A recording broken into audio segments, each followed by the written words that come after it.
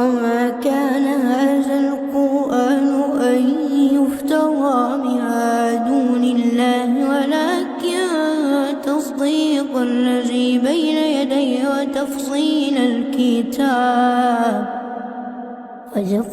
الكتاب لا ريب فيه من رب العالمين. أم يقولون افتراه قل فأتوا بسورة مثله وادعوا من استطعتم من دون الله إن كنتم صادقين. بل كذبوا بما لم يحيطوا بعلمه ولما يأتهم تأويله كذلك كذب الذين من قبلهم فانظروا كيف كان عاقبة الظالمين. ومنهم من يؤمن به ومنهم من لا يؤمن به وربك أعلم بالمفسدين. وإن كذبوك فقل لي عملي ولكم عملكم أنتم بريئون مما أعمل وأنا بريء مما تعملون. ومنهم من يستمعون إليك أفأنت تسمع الصم ولو كانوا لا يعقلون.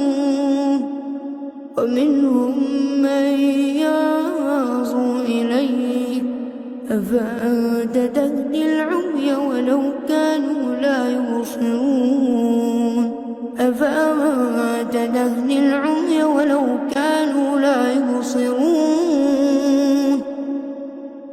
إن الله لا يظلم الناس شيئا ولكن الناس أنفسهم يظلمون. ويوم يحشرهم كأن لم يلبثوا إلا ساعة من النهار يتعارفون بينهم قد خسر الذين كذبوا بلقاء الله وما كانوا مهتدين. وإما نرينك بعض الذي نعدهم أو نتوفينك فإلينا مرجعهم ثم الله شهيد على ما يفعلون. ولكل أمة رسول فإذا جاء رسولهم قضي بينهم بالقسط وهم لا يظلمون.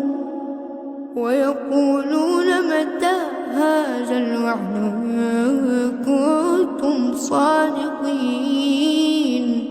قل لا أملك لنفسي ضرا ولا نفعا إلا ما شاء الله.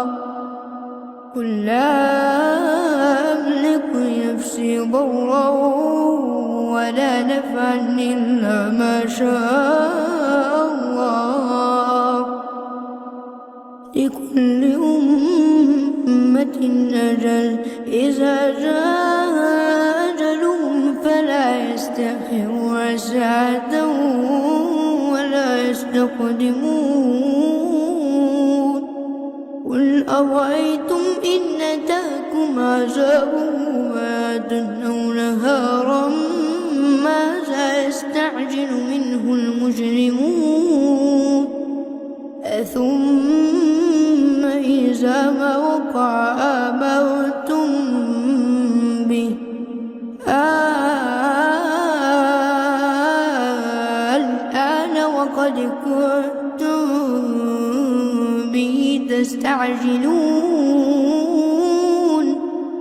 ثم قيل للذين ظلموا ذوقوا عذاب الخلد هل تجزون إلا ما كنتم تكسبون.